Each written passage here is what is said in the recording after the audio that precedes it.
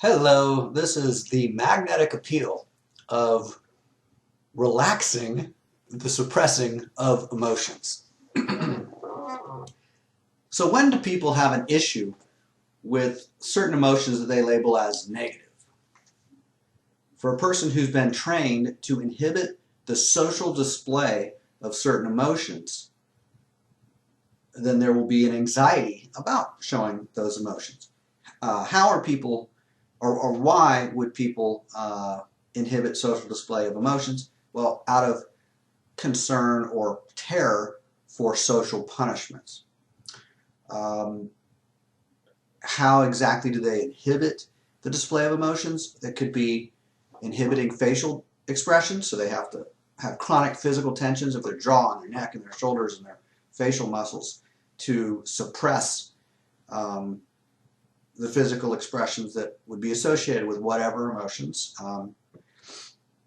they've been trained to hide. Another way that emotions can be displayed socially is in tone of voice. So body posture and facial expression would be one thing. The tone of voice is certainly another way that certain emotions could be displayed. And finally, the choice of words, the actual things that people say publicly or even in private, what they say.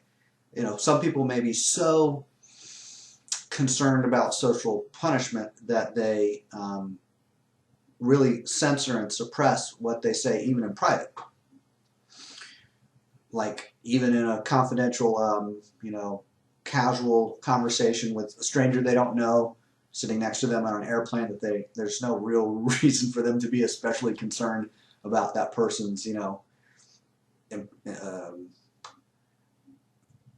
ideas about them, or with a confession to a minister, or telling something to a lawyer that's somebody knows is confidential, or telling something to a spiritual counselor, or did I already say priest? So, how about a mental health counselor, or a physician of some kind, a nurse, some kind of health specialist. So people may be concerned with sharing with others, maybe because of those other people's associations with certain institutions,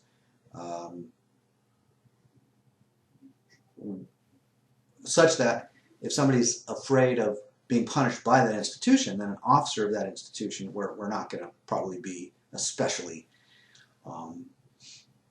trusting of them, because those are the institutions that we might be most concerned about being punished by. So let's go through what I think of as the three most popular emotions to shame as negative emotions, as emotions that can be targeted for social punishment. You can imagine, I'm sure, at least one or two of them. So the first one I'll mention is fear. So we can relate to fear as a motivating force to use caution, to be alert, shift our attention, be alert, use caution, assess risk. So we want to actually find out, is there a risk? How big is it? How much of a threat is it? And if we do find that there is an actual danger or risk, or even a high probability that there's a danger or risk, then we want to avoid it. We want to avoid that danger. We want to avoid injury. We want to avoid harm. We want to avoid social punishment. So that's one way to relate to fear, with respect and with understanding of what fear is. Another way of relating to fear is to relate to it as socially shameful, like inherently spiritually inferior. A lot of the systems of thought that shame certain emotions are labeled as spiritual maturity.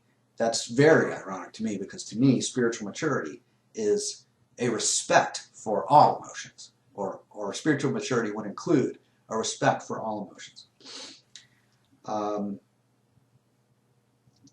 So when someone's relating to fear as socially shameful,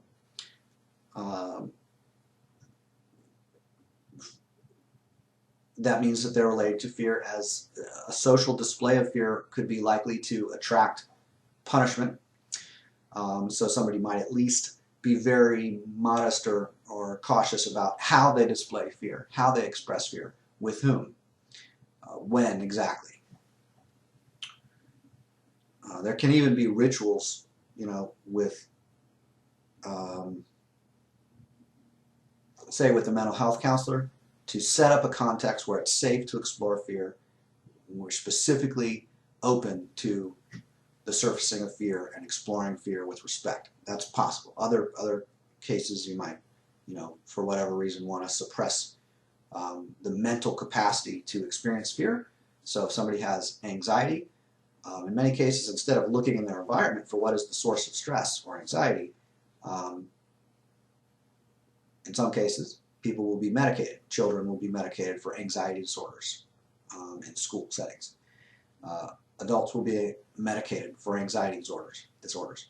What is an anxiety medication designed to do? It's designed to suppress brain functionality to the point where the brain cannot produce anxiety, can't produce alertness and focus. So people will, rather than obsess over possible dangers, they will simply be intoxicated. So there can be medical toxins, or people can self-medicate with other kinds of intoxication to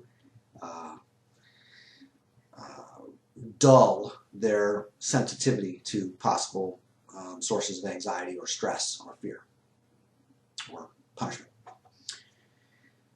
So people who are operating with a fear of fear could be operating from anxiety or paranoia. They want to keep fear hidden.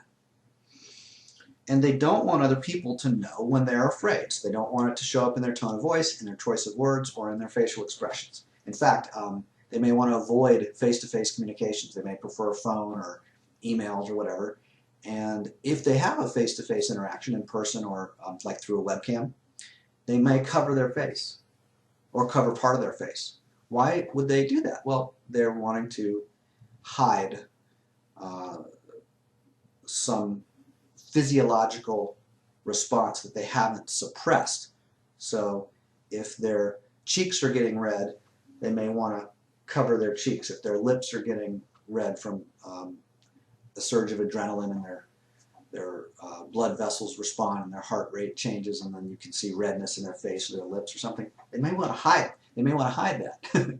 So, and a lot of times if people laugh and they seek to suppress their laughter, they do it, they inhibit it with their fingers. They actually touch their face to inhibit the laughter, not just to cover it, but to inhibit it. So they're actually like making a new electrical circuit by touching with their hands and kind of using their hands to remind their face to stop moving.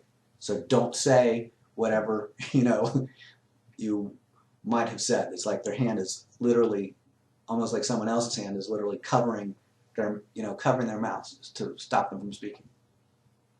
People will even do that. They'll fully cover their mouth sometimes. Often we'll see much more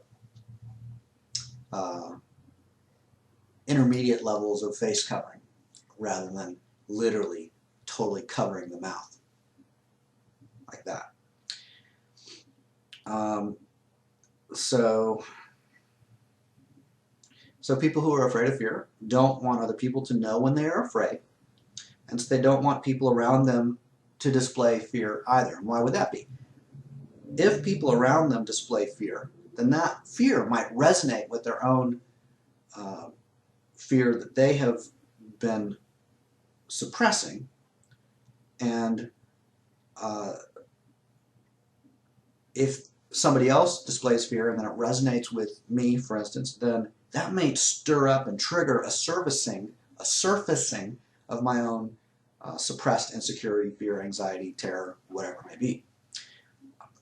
So people who are afraid of fear a social recognition of their fear. They fear a social recognition of their fear and then the consequences that they imagine or that they've been programmed and conditioned to expect if they display fear, or if they display fear inappropriately. So they're paranoid and anxious, but attempt to hide it or suppress it. Again, medications, self-medication, and then pharmaceutical medications, legal drugs can be used to inhibit the brain's ability to focus on a possible source of stress.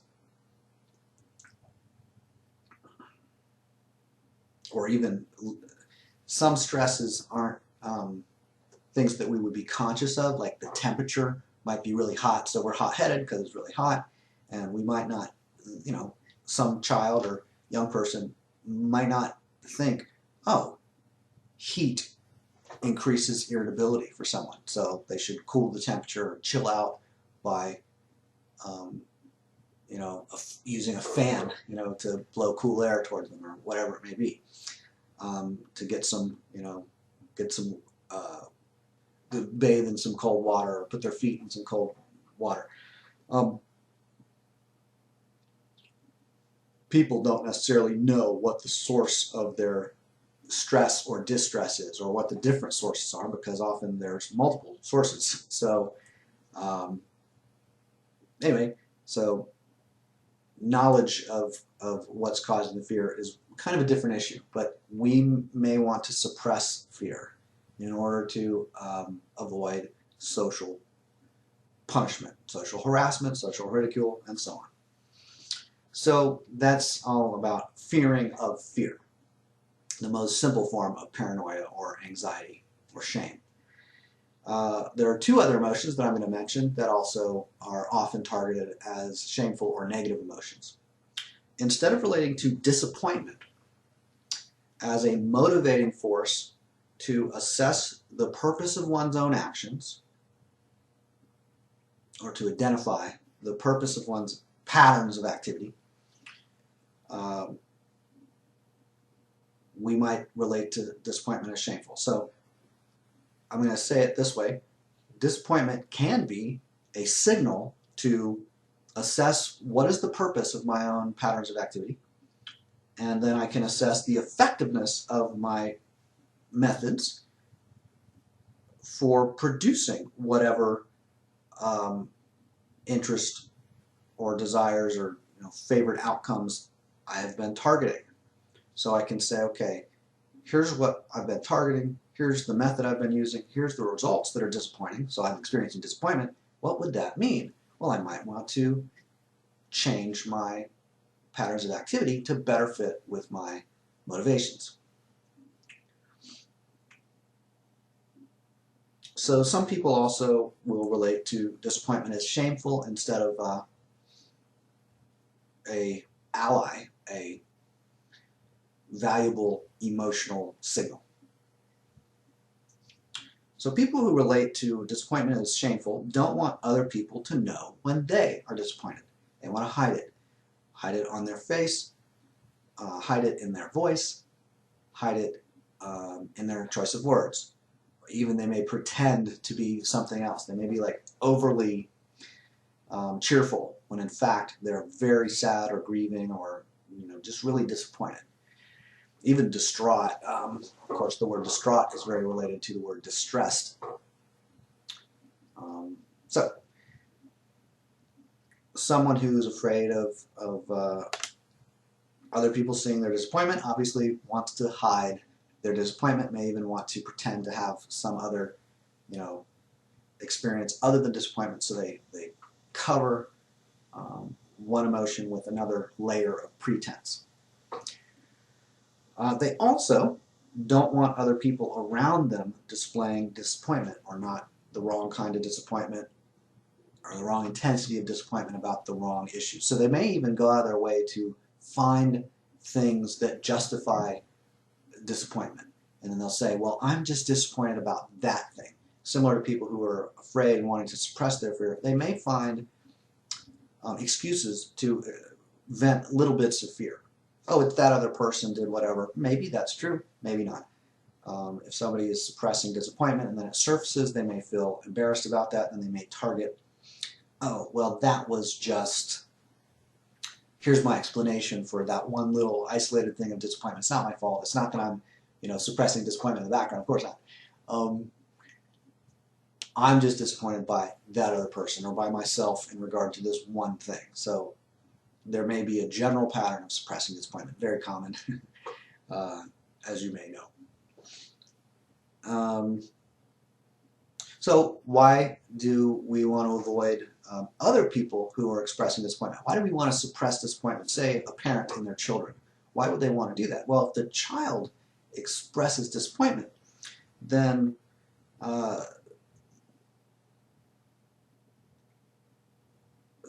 other people's displays of disappointment, like their own children, could resonate with them and trigger a surfacing of suppressed disappointment. People don't want to be disappointed for being people don't want to be socially recognized as being disappointed in their success or effectiveness as a parent or as a student or as an employee or whatever context there may be a disappointment in. People may want to suppress a social recognition of their own disappointment. Maybe they're disappointed in their marriage. Maybe they're disappointed in their job. Maybe they're disappointed in a particular employee. And for some reason they want to suppress their disappointment relating to that context or other person or whatever.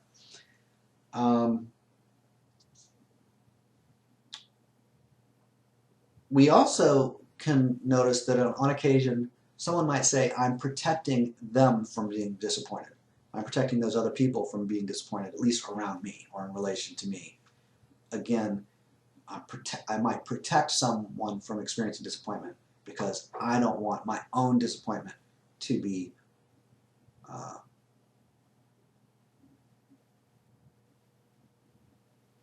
stirred. I have a pretense to cover my disappointment. I don't want anybody else's disappointment resonating with mine or their display of disappointment resonating with mine. So I have to withdraw myself, become reclusive, or if it's like my own kids in my own household, I have to a normal response or a typical response would be to suppress the display of emotions in those other people around.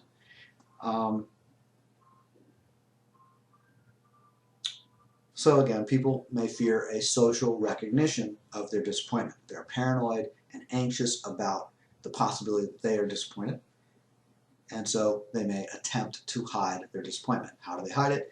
Hiding disappointment in their face, hiding disappointment in their voice tone, hiding disappointment, denying it even, distracting people from it, covering it, ridiculing disappointment in others. Oh, that's negative. Shaming disappointment in others. That shows, my loyalty to the idea that disappointment must not be around me and I must not be around it. And I certainly don't have any because it's a bad thing to have. I'm spiritually advanced because I'm above disappointment. And if anybody's disappointed around me, I'm going to be outraged at them. And I'm going to shame them and blame them and ridicule them.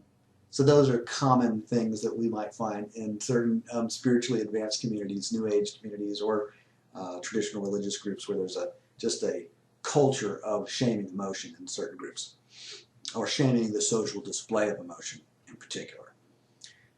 So disappointment could be in our face, in our words, in our voice tone.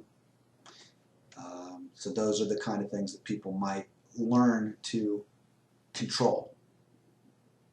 They might learn to control their facial expressions, their voice tone, their words. It's not bad to learn to control the display of disappointment or to suppress the display of disappointment. It can be socially adaptive. And the issue is when we form a habit to suppress an emotion like fear or disappointment, we may forget that it's a habit and we may lose the capacity to freely express it. We may be really suppressed. Our suppression may be deeply internalized. And that's why it can be of interest to someone to relax their habits of suppression so that they can get back in connection with their core motivations. Because fear is a signal that points back to a core motivation, a core priority, a core interest, a core value. Disappointment is always in relation to a core motivation. So if I suppress disappointment, I suppress my access to motivation. So somebody who's really suppressed in all their emotions will say, I'm unmotivated. I don't even know. I'm unclear. I don't even know what motivates me. Well, they've gone out of their way to form habits to suppress the experience of motivation. So they only have, some positive motivations, and they, the problem with suppressing all the displays of repulsive emotions like fear and disappointment and anger. When we suppress our voice tone and our face and our word choice so extensively, it's like dampening all of our emotions. So we also, if we withdraw from people, well, that reduces our our attractive emotions, what some people call positive emotions. We also stimulate less emotion in general. We access less emotion in general, and emotion is related to motivation. The words both have that MOT, sequence in them relating to motion, emotion, motivation, movement, motive. Those are all related terms. So it's fine to use medications to suppress emotion, to use self-medication, to use prescription medication. It's fine to withdraw to target seclusion and privacy. It's isolation temporarily, or for, even for long periods of time. It's still temporary, years, weeks, hours, whatever it may be. Those are all adaptive responses, and then we can begin to, at a comfortable pace, begin to explore relaxing those suppressions, accessing those motivations and emotions once again. So I mentioned anger as the third category of emotion that is common to suppress or label as negative. And I say anger is a category because we could include a variety of different kinds of emotion as all types of anger. Contempt, resentment, outrage, fury, being disgruntled. I'm thinking of what's a moderate form of anger. I guess resentment is kind of a moderate anger, or anger that, like passive-aggressive activity, all forms of passive aggression. Well, when we talk about aggression, in that context, we're talking about anger. We're not talking about hunting aggression. We're talking about, ridiculing and harassing other people, social aggression. It may be physical as well, but it's physical toward humans, not physical for the purposes of catching a fish or, chopping down a tree aggressively and violently and just, severing the limbs of the tree one by one, and then, burning it for firewood or eating the fruit off the tree or whatever it may be. So, anger, yeah. So I think of anger from a respectful perspective as a motivating force for recognizing one's own interests and one's own boundaries, as well as the violation of those boundaries, expectations, interests, sense of safety or comfort. So fear is certainly related to a sense of safety and comfort. So is anger. Disappointment could be as well. But anger very often is either about one's own safety and comfort or the safety and comfort of one's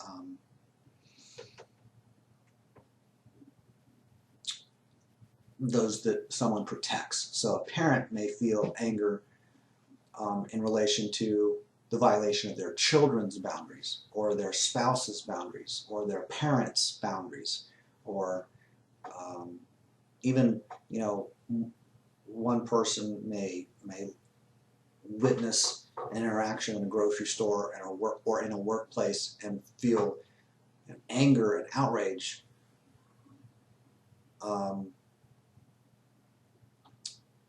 in relation to some interaction between to other people or groups of people that doesn't directly involve them. They're really, a witness. Maybe it's 1,000 miles away. They see a news report between, 2 people or 100 people or whatever that doesn't involve them, or 5,000 miles away or however far away, and they may experience outrage. So what's happening there is somebody has a surge of emotion, of motivation, and if someone's experiencing outrage in relation to incidents that are or alleged incidents, even what movies and fictional stories can trigger outrage in people. So when we experience outrage in relation to incidents that have nothing to do with us personally, that's probably a sign of what?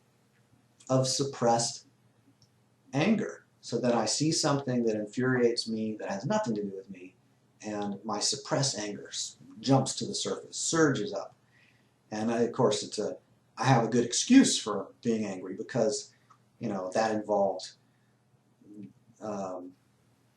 sexism or racism or imperialism or whatever thing that I'm condemning and having contempt for.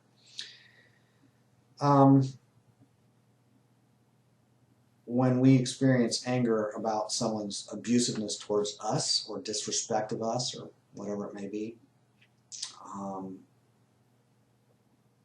we usually don't go to great lengths to attract validation for it or to tell lots and lots of people.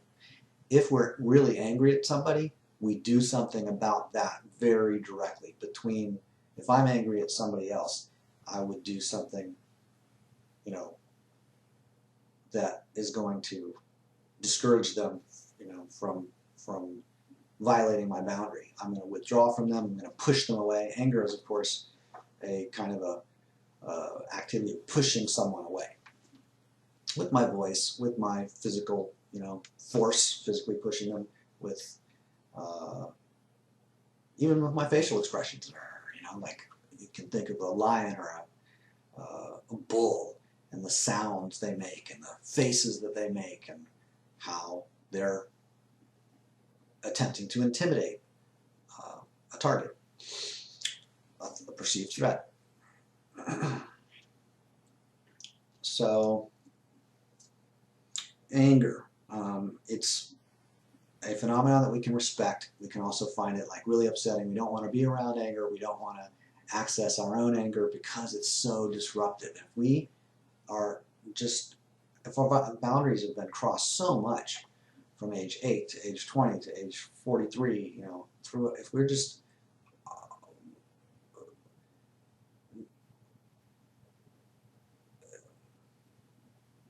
we're just being polite and being cheerful and being a good, quiet, seen but not heard child or adult, then we don't get angry. We avoid angering others. We don't want to disappoint other people because we don't want them to be angry at us. We don't even want to trigger, fear in other people. We're terrified of anger. So when somebody is afraid of fear, what they're really afraid of is they're afraid of the social display of fear, which can attract anger toward them, which can attract harassment, ridicule, attacks, abuse, physical, emotional, whatever kinds of abuse. So really what we're afraid of is attracting other people's anger. We're not really afraid of other people being disappointed in us for the most part. Maybe in a job setting or certain settings we would be. We're not afraid of other people being scared. Again, in a job interview, you wouldn't necessarily want someone to be scared of you, but one of the main things is we're afraid of angering other people. In fact, we're afraid of angering a particular group of people or types of people, which I will mention in a moment. So we could relate to anger as a motivating force to recognize our own interests and boundaries. However, people may relate to anger as shameful or negative or disruptive. And if you think about the disruptiveness of anger, you can also notice that displays of fear and displays of disappointment can also be disruptive, like crying. Well, that's not necessarily angry if someone cries, but it can be quite disruptive. They scream in fear. Ah! You know, they're startled and surprised and panicked, and they shout or yell. That's disruptive. That's the whole point of yelling, is to be disruptive and draw attention to oneself. So what anger is for is to be disruptive. What fear is for is to be disruptive, like socially disruptive. Attract attention to oneself from others that might help to defend someone. So if I'm afraid, I want to attract the attention of other people that could defend me from threats, or that could assess risk better than I can. Like if I'm a 2-year-old infant, I call for, you know, I'm distressed because something is so confusing and unusual, and there thunder strikes. The dog or the, you know, child yells, "Mommy, what was that? Am I safe?" That's why they're yelling. They're, you know, expressing fear, expressing fright. They want someone else to assess safety and risk for them. That, you know, somebody that they're confident in those people's assessments of risk. Those people's ability to assess risk, and, you know, those people's interest in assessing risk, and then acting for the benefit of the 2-year-old in the example I was just given. So the 2-year-old cries for help, either gets help or doesn't. If a 2-year-old cries for help and is repeatedly silenced, if they're, you know, what's that called? The pacifier that people will put into the mouth of a small child. People may want to suppress signals of distress, such as crying. So we could say, okay, a child is crying. What is that? Are they is their diaper wet? Are they experiencing physical pain? And, you know, there's different kinds of tones of voice that are used in different cries, different cries. So there's different cries that signal things like, I'm really tired, I want to be rocked to sleep or held, you know, I'm injured. So there's all the different varieties of cries. One of the more common forms of crying that I think goes on is infants are crying in many cases out of improper nourishment and an inappropriate environment for their health. So they're signaling there's an issue with health. For instance, they're hungry. They cry when they're hungry. Why? Because they are attracting nourishment, or maybe, you know, water. Maybe it's not they want breast milk. You know, for an older child, water may be fine. But there's some nutritional or biochemical issue. There's a variety of issues. I don't want to get too far into that. But there's different cries that are all signals, and we can say, oh, that's a cry of fear, or a cry of disappointment, or a cry of anger. Yeah, those are some of the different kinds of cries that we can notice. Cries of contempt, cries of outrage, cries of terror, cries of caution, like, you know, a child or an adult can signal hesitance and caution in their tone of voice. So they're not displaying fright, but they're displaying caution or alertness or alarm. They don't know what's going on, so they sound an alarm in their cry. Somebody who knows what's going on, come and let me know if I'm safe or not. What the heck was that? I don't know. So that's an alarm signal. So when someone is ashamed of anger, they don't want to draw attention to themselves and become targets of social bullies who might seek to discourage the display of anger with punishment, like through guilt tripping, passive aggression, ridicule, shaming, harassment. And of course, I mentioned earlier that there are kind of a group of institutions or a group of organizations that are some of the most frightening things that humans in general experience. What do I mean? Organized violence of armed groups, armed like soldiers, armed like gangsters, like police, like armies, navies, and any other operations for governing humans through the use of coercion. So systems for social conditioning may conduct rituals of programming like in schools, to promote shame and compliance in a targeted population, to help to create ashamed, tamed, compliant, obedient human resources, loyal human resources. In these rituals, there may be a purpose to minimize or eliminate disruption of the ritual. So not only is there the ritual to promote conformity, but there's protocols within the rituals to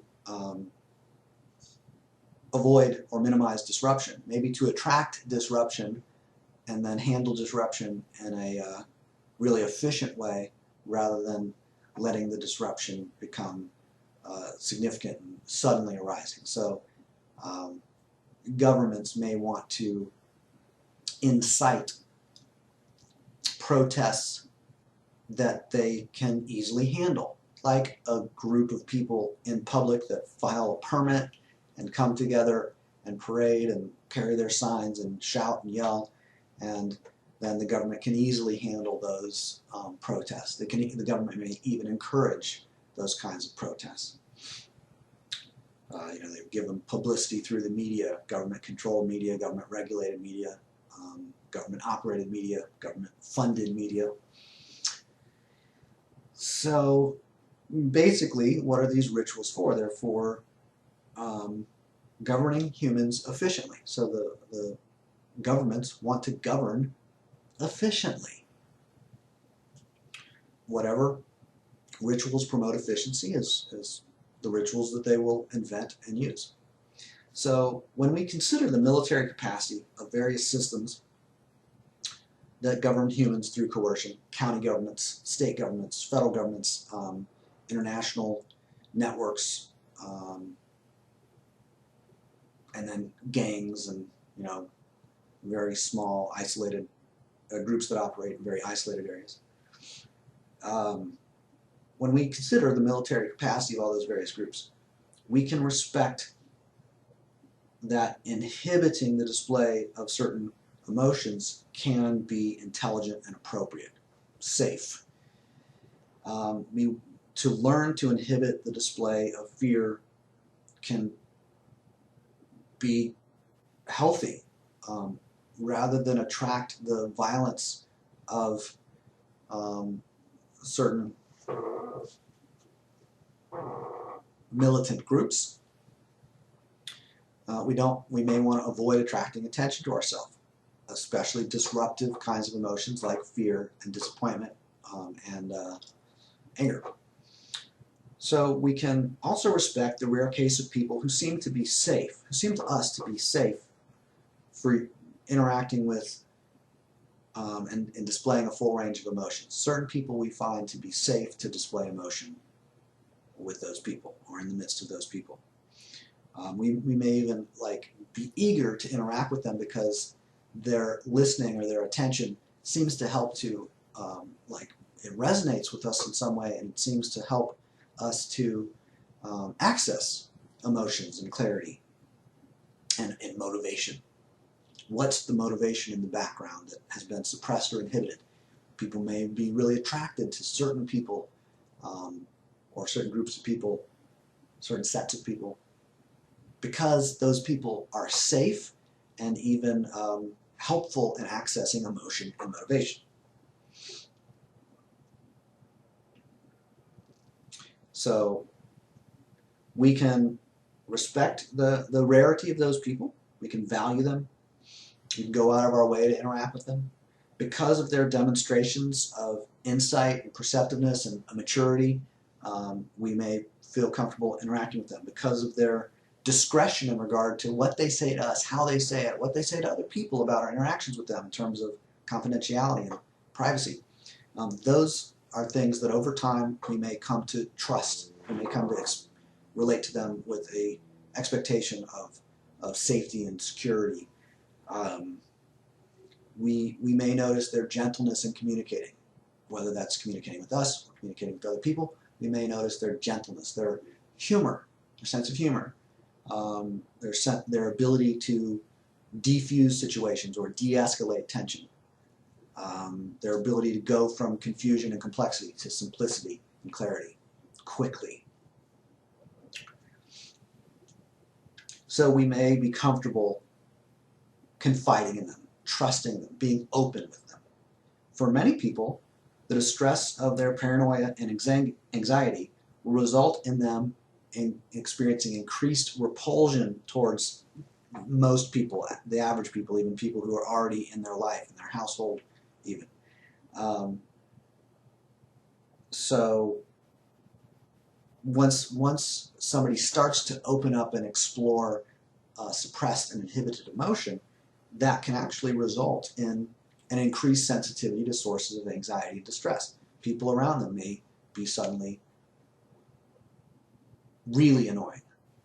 They've been annoying, they've been irritating, they've been repulsive, but when I stop suppressing repulsion and annoyance, then I'm more sensitive to the issues that have been annoying all along, or patterns of interaction that have been annoying all along.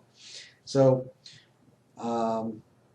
so there can be a experience of increased repulsion towards those who are seemingly immature, unstable, easily upset, unsafe, untrustworthy. In contrast, the magnetic appeal of those who demonstrate maturity and trustworthiness may be very strong. So there may be a lot of magnetic attraction to those people, or to that person if it's one person. It may be so magnetic and so attractive that it can be disruptive to their normal patterns, their normal socializing patterns, their current social circumstance, their patterns of inhibiting their own emotions, their patterns of confusing themselves, of distracting themselves, of obsessing over trivia. All of those patterns can be challenged by encounters with a socially mature person or an emotionally stable person. If emotional stability is exceedingly rare, then interacting with an emotionally stable person can be really disruptive to one's coping mechanisms for suppressing emotion. So if I have coping mechanisms and a whole structure in my life of a job and a household setting and social life that is designed to suppress emotion, and then I begin to explore emotion, well, I'm going to start to lose interest in what suppresses emotion. I'm going to even be repulsed or disappointed or annoyed or cautious, resentful of those who shame my emotions, of those who harass and ridicule or abuse the display in response to the display of emotions. So we can go, okay, those people that are harassing or abusing, that's what they're doing. They're attempting to push away the open display of emotion. In many cases, the intelligent adaptation is to withdraw from those people, or to at least be sensitive or censored in relation to what is expressed to those people, to be vague, to be silent.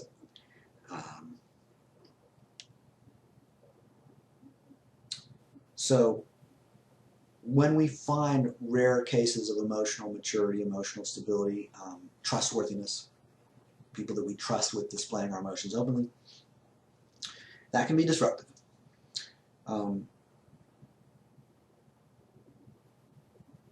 I can recognize my own internal instability.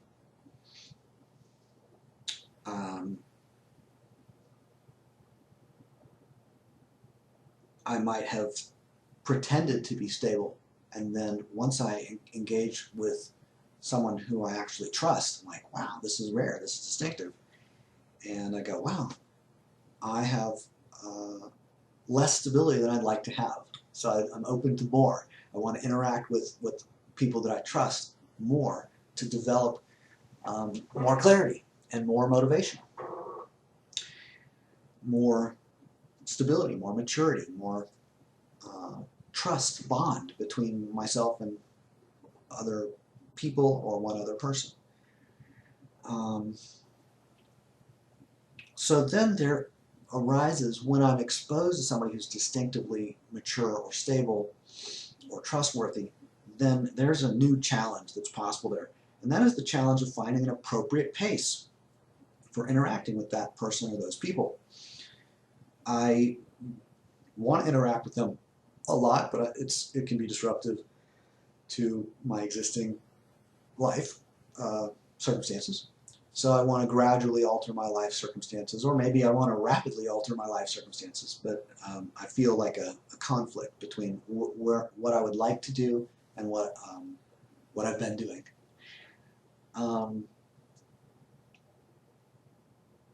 So if I'm interested in untangling emotion and conflicts of emotion and suppression of emotion, if I'm interested in untangling emotional tangles, then I can do that through seclusion and through interaction with others whom I find worthy of trust. Those are pretty much the two options. Interacting with others who are worthy of trust, in my experience, can be quite challenging, quite disruptive, but also quite efficient, quite helpful. But again, it raises that issue of pace. I want to do it more, but I may have to gradually adjust to how do I make that happen without being too disruptive? How do I find an appropriate pace for it? So I want to increase my access to people that I trust. I want to increase my openness. I'm attracted to people who I've experienced as being open. I'm attracted to interacting with those people. I want to set aside time in my life, maybe set aside money, whatever it may be, so that I can interact with those people more.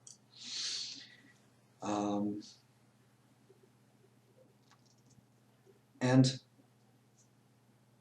also, as I access different layers of emotion, I may need some time to process. So I get really efficient access to something, and then I may need to have a little bit of extra reclusion and privacy and isolation to process some of what comes up, or at least to have that sense of safety that I have the option of privacy. So if I'm interacting with somebody and they always give me the option to slow down, or typically give me they even check in occasionally and say, how's it going? How's this pace? Do we need to slow down? Do we need to take a break? Do we need to stop for today and come back to this in a week or in an hour or a month? So sometimes when people feel that strong attraction to another person that they experience as being open and trustworthy, in an extreme case, not all that unusual, they may wish to drop basically everything, to interrupt everything, to disrupt everything, and devote themselves to interacting with that person or with those people, if it's a group, or if it's a set of people. So when people have that strong magnetic attraction to others, they may resist that strong magnetic attraction, like by distracting themselves with old familiar habits of socializing and with internal dialogues that generate justifications for staying in the patterns of activity that they're in already, and that justify the emotions that are coming up for them. It's not that someone's open, it's that, well, this, there's some explanation. Something besides, wow, I really get that that other person is open and I want to interact with them a lot or more. So they may dismiss it, they may distract themselves from it, they may numb to it, because they're frightened by the disruptiveness of a certain pace of openness. People may need to go slowly, take baby steps, have their hand held a little bit, with lots of moments of checking in. How's this pace for you? How are you doing? Are you, enjoying this? Is this working for you? Do you want more? Do you want less? Etc. So I also mentioned before that when we see some event far away from us, we may go, oh, I'm afraid because of that thing far away from me. The same kind of thing can happen when we're interacting with somebody that is really open. We may say, well, it's what they said in their historical sharing that is, why we're crying. I'm crying because of what they said. Well, yeah, but if I'm crying because of what somebody else said, that's because it resonates with me, probably with some suppressed emotion, some disappointment, some fear, some anger. If what they share resonates with me, then I get access to that suppressed emotion and that motivation and clarity that is underneath that suppressed emotion. So I made the reference to a snake gradually shedding a layer of skin. It uses friction to gradually shed a layer of skin. Again, it could be a few days, a few hours, a few years, whatever it takes for a person to shed through their patterns of suppression. Generally, though, they want to once they start shedding the skin, they want to get through that layer of suppression. How fast they do it depends on, what it depends on. So sometimes once we start to be open, we also make our own patterns and practices of paranoia and anxiety more obvious. So if I'm practicing anxiety, I get really good at it. I get really simple, I get really ironic, like really hypocritical, and even I notice it quickly, it's really obvious. I'm not upset if other people draw attention to it. I start to make jokes about it. I have a sense of humor about panic, anxiety, paranoia, shaming, and everything. So I really value, over the course of time, different layers that I have accessed through interacting with other people, through group interactions and through individual interactions one-on-one with several people. And over time, it's like a momentum can build where I'm like, wow, I really want to reduce my exposure to low-quality interactions, or interactions where motivation and self-interest is disruptive to some other person or to that group.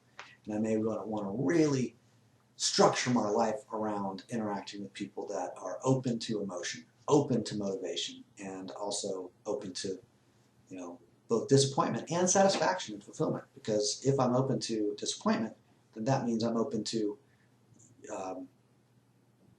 allowing the signal of disappointment to refine my actions so that my actions are more aligned with my motivations and interests, and I can fulfill on those interests and experience, momentum.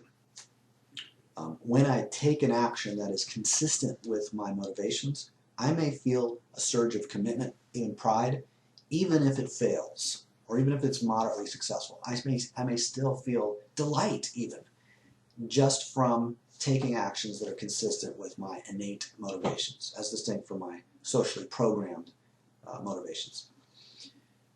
So I start to get, an addiction to joy, an addiction to enthusiasm, an addiction to openness, an addiction to trust. And I use the word addiction, of course, with some degree of humor, but I get to really appreciate joy and openness. One thing that I've noticed is that young children, in many cases, are really openly expressed. They haven't learned to suppress themselves and to censor themselves. So sometimes we really like interacting with kids because kids are more honest or more simple, more sincere. And of course, if there's old people or people of middle-aged, if they're middle-aged people or elderly people or whatever age of people, anyone who's open can be distinctive to us, can be attractive to us.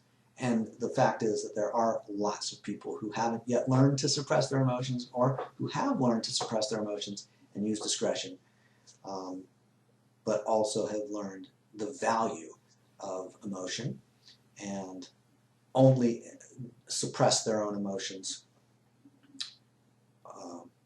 when appropriate. They don't have a total suppression. They have the capacity to censor, to present pretenses, personas, to interact intelligently with organizations that are militant bullies. And of course, people may even participate in militant bully organizations and start them and use those organizations to disrupt the emotional clarity of targeted populations.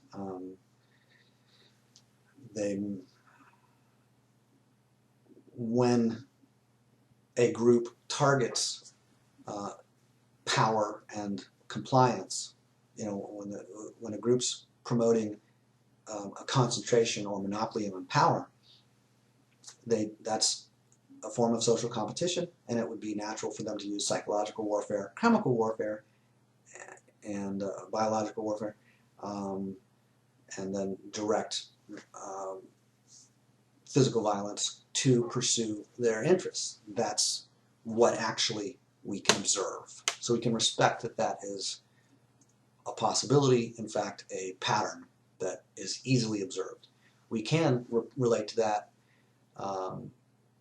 the dominance of some groups, the inequality that exists within human societies. We can relate to all that as something that should not exist, or something that is shameful that does not exist, or that we seek to prevent or reverse. That all of that is seeking to reform or prevent or reverse something might be because we are ashamed of it. And it is not required for us to be ashamed of inequality.